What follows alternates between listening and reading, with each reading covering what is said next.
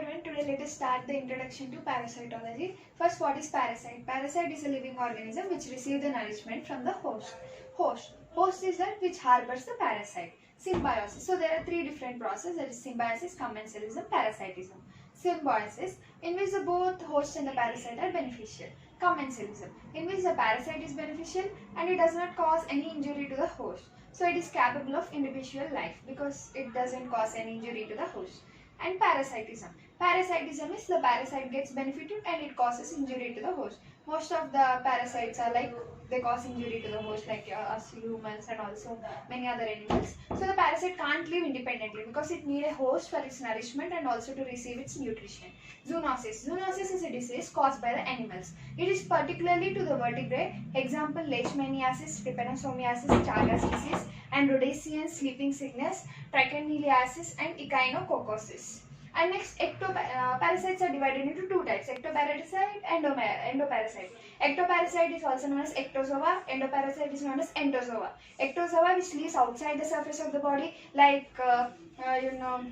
lices, ticks, mites, etc. And endoparasites are entozoa. That is, most of the parasites which infect the human are which live inside the body of the host, in the blood, tissues, body cavity, digestive tract, and also other organs. And next, coming to different types of hosts. There are temporary hosts which visit the host for a short time, as the name suggests. Permanent host which lives in the whole period of its life, not our life. It lives in the whole period until it completes its life cycle in our body. And the facultative. Facultative is which lives when the opportunity is given. And next, obligatory. Obligatory, also known as compulsory, means it can't live without the parasitic life. That it compulsory needs a host to live in. And next, occasional host. It attacks the unusual host. Actually, it is not true host. By mistake, occasionally or accidentally, by mistake, it enters some other host. And wandering is also wandering. As the name suggests, it wanders everywhere and reaches an unusual host where it can't live also. So these are different types of hosts. Now let us see the categories, different types of hosts. There is the definitive host, intermediate host, and parentenic host. Definitive host is the adult or the sexual stage of the parasite harbors in the host, because so that it can produce its larvae or its eggs and it can transmit to other body, other persons. Example is almost all cases except malaria and hyattid. In malaria and hyattid, we can see the human is the intermediate host. Actually, the main definitive host is almost all for all diseases which we get by parasites are almost in this the definitive host is human. And next, coming to intermediate host. Intermediate host is the larval stages harbor in the host. Sometimes there may be two intermediate hosts. Example: malaria, plasmodium. In malaria, human is the intermediate host. And next, coming to the parentenic host. Parentenic, carrier or transporter host, is a parasite live without the development. Just it acts as a carrier and transporter between different organisms, but it doesn't undergo any development. Next, the nomenclature. It's divided into genus and species. The genus is written in capital letters and species is written in small letters. This genus and species are italics, and they are followed by designation and punctuation and year. Example, we can take the intestinal roundworm. It is known as Ascaris lumbricoides. Linnaeus 1758. That is first the name with the capital and small letter L for species, and Linnaeus is the person who have found it, and 1788 year. So this is a nomenclature. Parasites are mainly divided into three phylums: the phylum Protozoa, phylum Platyhelminthes, Nemathyhelminthes, phylum Arthropoda. The study of phylum Protozoa is protozoology, study of Platyhelminthes, Nemathyhelminthes is helminthology, and study of Arthropoda is entomology. And the protozoas are unicellular organisms and helminthes are multicellular organisms. And now there is flowchart of hierarchy. Here we can see phylum, subphylum, class, order, family, genus, and species. And the class is divided into again subclass and superclass, and the order is divided into suborder, and the family is divided into subfamily and superfamily. So this is the order of the hierarchy of parasites. And now the scheme. In the scheme, we need to study the history of the parasite, we need to study the geographical distribution, the habitat where it lives inside the host, the morphology of its life cycle, the modes of infection, the effect of parasite, immunological response, methods of specific disease, approved therapy for prevention and eradication. So let us see the history. History is that the date and year in which the parasite was identified. The geographical distribution is that the environmental factors, the social custom and the habits of the person. And next, the habitat. The habitat is where the parasite selects a particular place to live in the body may reach the favorable place for its sexual maturity. In examples like we have Ascaris schistosoma, Wuchereria and Trichinella. In Ascaris lumbricoides, the larval form can't develop in the normal habitat, so it again re-enters the body second time at the same place and start growing there. And next is schistosoma. They grow to the maturity and then migrate to the suitable site to enable the progeny to transfer to the second host. So they facilitate their progeny to again reach to the second host. And next, Wuchereria. Wuchereria may discharge their larva and carry to some distant place, either to be taken by the intermediate host or remain encysted in striped mussel in the case of Trichinella. Immunology is of two types, innate immunity and acquired immunity. Innate immunity is from the birth, but the acquired immunity is formed by exposing to various kinds of diseases, and it is memorable. So our body memorizes that infections, and whenever the reinfection takes place, it acts on it and destroys it. So let us see about the innate immunity. It is not dependent on previous exposure, not formed by the result of immunocompetent cells. Its genetic constitution is a genetic constitution of the host. Example, in West Africans, they are more resistant than the white Americans to the hookworm, that is the intestinal worm, and vivax malaria. Because the African children with sickle cell trait are resistant to the Plasmodium falciparum infection. Now let us say acquired. In acquired, they gradually build up after the natural infection or induce artificially as in cutaneous leishmaniasis, that is the oriental sore. This is known as active immunity. But the IgG transferred to the newborn by the placenta, that is from the milk to the baby from the pregnant woman, is the passive immunity. In hyperendemic malarious area, infants are not infected by the falciparum because they are having the milk immunity from the mother. But later that person may get infected with the malaria, and later he may tolerant to the reinfection because of acquired immunity, because of the memory cells, and that is nothing but the balance between the infection and the resistance. Now let us see the acquired active immunity. This acquired active immunity may be cellular, humoral or both. Now let us see humoral immunity. It is by the synthesis of the immunoglobulins. The antigens taken up by the macrophages. First, the antigens are taken up by the macrophages before going to the immunocompetent cells. The immunocompetent cells are thymus-dependent lymphocytes and plasma cells. The antibody producing the B cells from the bone marrow stem cells. That is IgG, IgA, IgM, IgE. We can remember it as GAME. In this, the IgG and IgM are very important.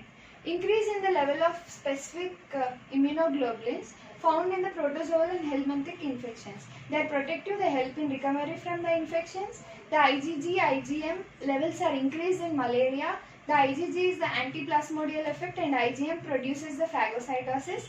And in trypanosomiasis, you can see IgM is increased. And in Kala-Azar, the immunoglobulins are increased, but they do not help in the recovery. That is, they are not effective against the Kala-Azar.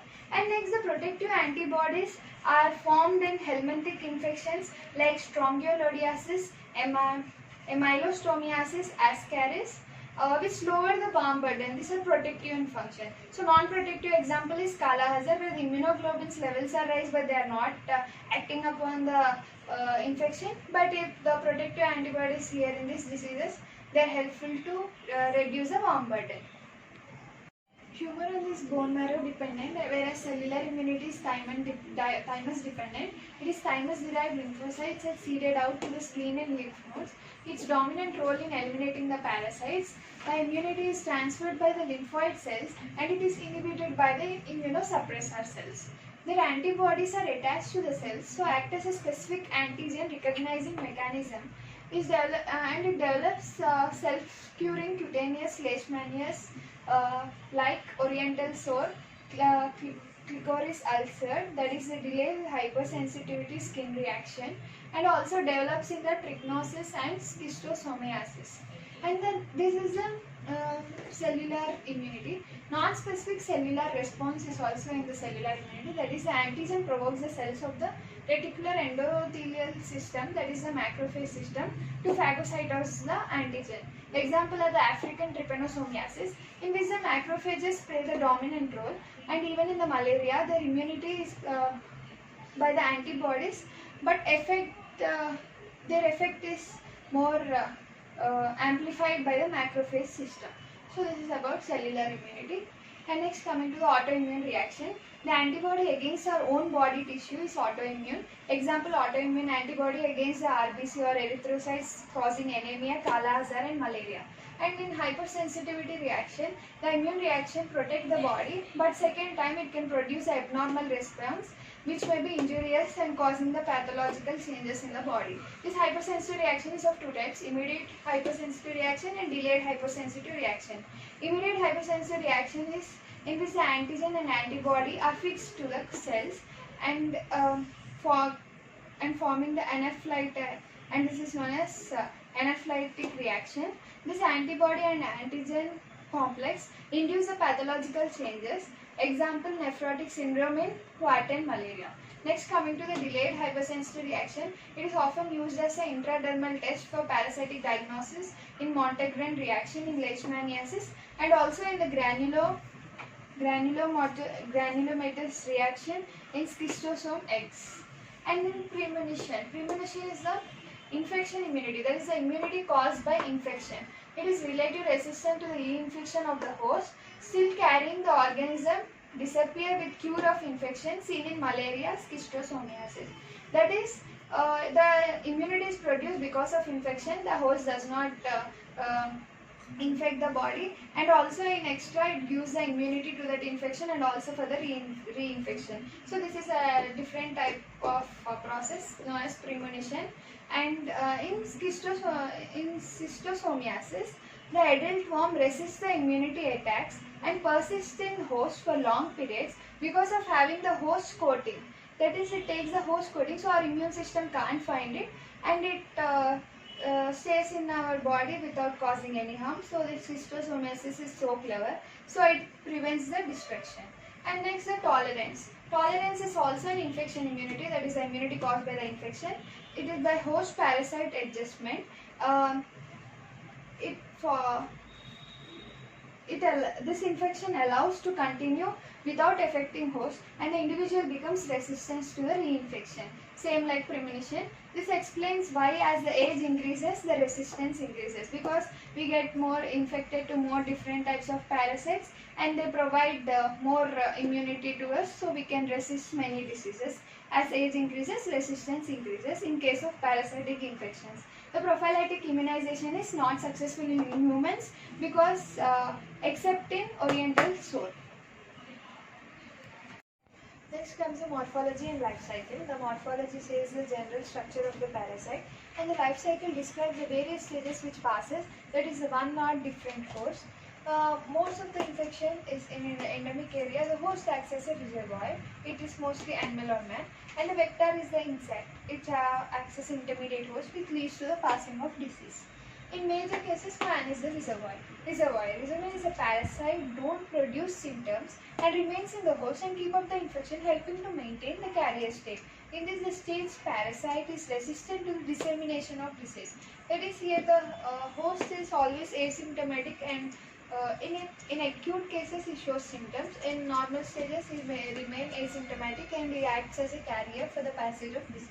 Example, the cyst of Entamoeba histolytica, mature cyst especially, and the gametocytes of the malaria, the Rhodesiia, Trypanosomiasis, antelope, oriental sore dog, Kala Azar in China, and Mediterranean areas dog, Bellentiasis pig, Picanaris pig and rat, and Hyatid sheep cattle. And next, coming to the parasites in intestine. By food or drinking contamination, some of the examples by which the food or water we get is cyst of Endomyia histolytica and eggs of Ascaris lubricatus, beef Taenia saginata, pork Taenia solium, Taenia spiralis, fish Plecoria larvae of D. latum, aquatic plants F. busci, F. hepatica. So always we need to eat cooked and properly cooked and food. We should not eat the raw food because from beef we may get this and pork and also even some aquatic plants. So this is by contamination. And by contamination of skin and mucous membrane, by walking on barefoot, you may get N. americanus and S. staphylococcus. And by insect hosts, that is Plasmodium mosquito, we know Trypanosoma artisis fly, Leishmania by sand flies. So there are many other examples. And the pathogenic effects vary with the nature of the parasite. The protozoal infection lesions are formed and the metastasis to distant organs. It may metastasize to different organs.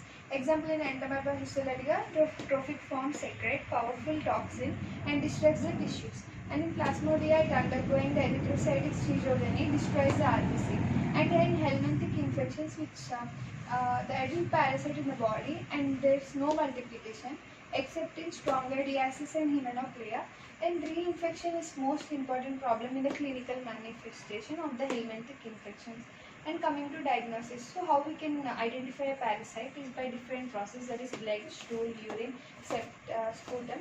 So blood, we use blood as a diagnostic method for malaria, Kala Azar, African sleeping sickness, and stool in case of Entamoeba histolytica, Ascaris, tapeworm infections, and urine in schistosomiasis and bronchopty, and sputum when we have respiratory infections and agranulosis.